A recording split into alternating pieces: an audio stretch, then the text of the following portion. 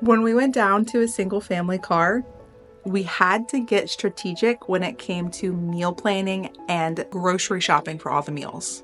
Now that we have our second car, I am trying to maintain this strategy because it helps me. It's saved so much money for us, and I want to tell you about it. Because we only had the one car and my husband was working 2 jobs at the time, we only had one day a week where we could do all of our grocery shopping. So that was crunch time, and it was the same day every week. That's actually what I suggest for you. Pick a day. It can be Sunday, Wednesday, Friday, Thursday, whatever day of the week works best for you and your family.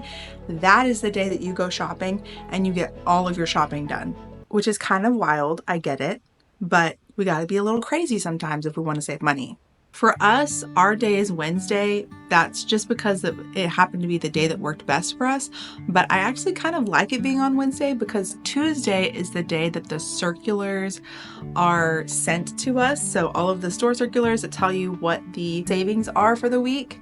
And then Wednesday is the day that goes into effect. So if you can time it right to when the circulars get delivered to your house, or you can look them up online. Sometimes they're not available online until like Tuesday at 7 p.m. And that is really hard to meal plan that late. But if you can time it just right, you can meal plan and start your next day with a fresh batch of circulars. The key here is to be ruthless when it comes to that day. That is the day we go. I do not plan doctor's visits. I do not plan play dates. I might plan a play date for that morning while we wait for some of the stores to open, but I do not plan anything else on those days. If people want to come visit or they want to hang out or we're going to grab coffee, it is not on Wednesdays. I am busy. That is called errand day, and we are not doing anything else. That's also the day that we grab gas if we need to get gas weekly or bi-weekly. That's also the day I pick up any prescriptions that we need. Everything happens on that day. Today, we didn't even go to that many stores, so we had time to go to the park.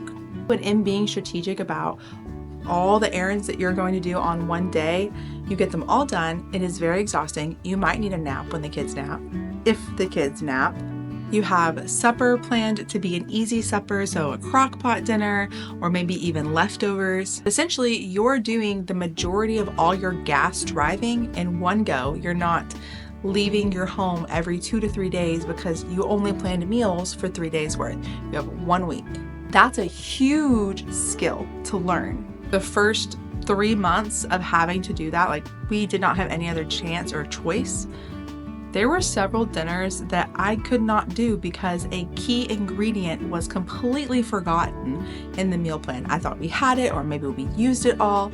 There were a few times where we did not have creamer, and we really like having creamer in our coffee in the morning. So then we had to get a little bit more creative with the creamer that we used. It was not good. Then I also had to get more creative with the dinners that were missing ingredients.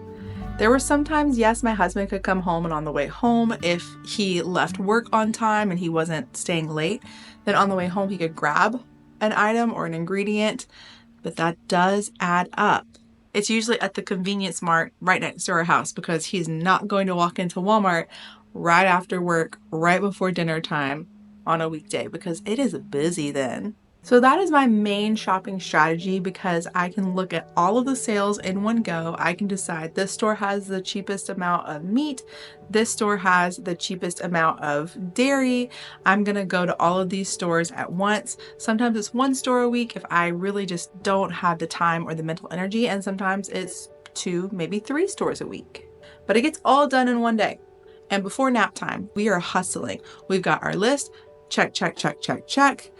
I'm not pausing to think, oh, that would be a really delicious meal for this week. No, I have all of the meals planned for this week. I'm not standing in the store longer than I need to stand. If it's a delicious meal and something that you can freeze and it's on sale, maybe you can grab it to put in your freezer, but you have to be strategic about putting it in your freezer when you get home. You can't just let it sit and rot on your shelves.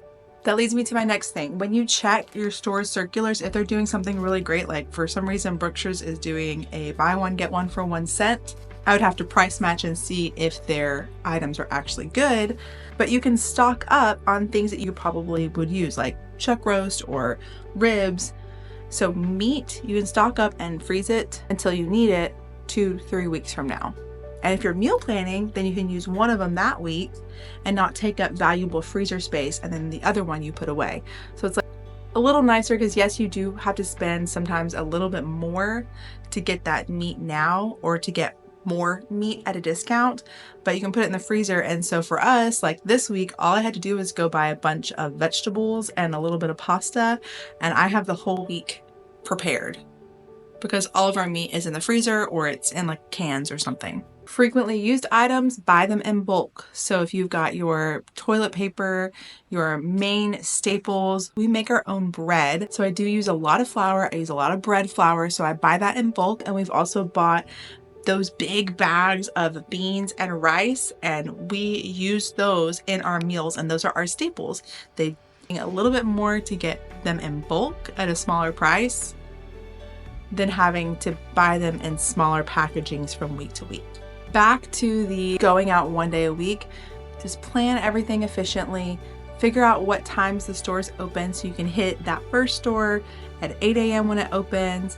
And then if you know that you're going to take maybe 20 minutes and it's going to be some time, that's when you and your kids can go to the park for a little bit, and you go to Aldi, which opens at 9 for us, and then our bulk store Sam's opens at 10.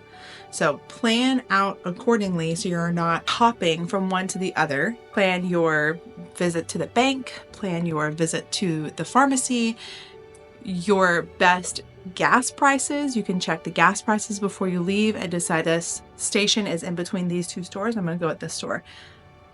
So whatever your shopping list is, just insert the additional errands that you're doing. And then when you get home, you just have to put the food away, maybe start the dinner in the crock pot, and you're done. Like, that is it. No more stuff today. Don't try to make things harder and do another task. Like, congratulate yourself. You just did a week's worth of meal prepping or meal shopping in one day. All of this to say, a little planning goes a long way, saves you a lot of headache. Yes, the first time it might take you an hour, maybe even 2 hours to plan. Don't try to be perfect the first time. My advice is to start with getting an entire meal plan for a whole week and figuring out how much that food is going to be, and just going to one store and getting it done. Because once you are able to get an entire week's worth of food and systematically only get it in one day and figure out how to plan your meals so that the food doesn't expire, like spinach and stuff kind of wilts a little bit faster at the end of the week. Once you're able to be strategic and plan that well, then you can start introducing other stores and introducing circulars. The point is, don't try to be perfect the first time.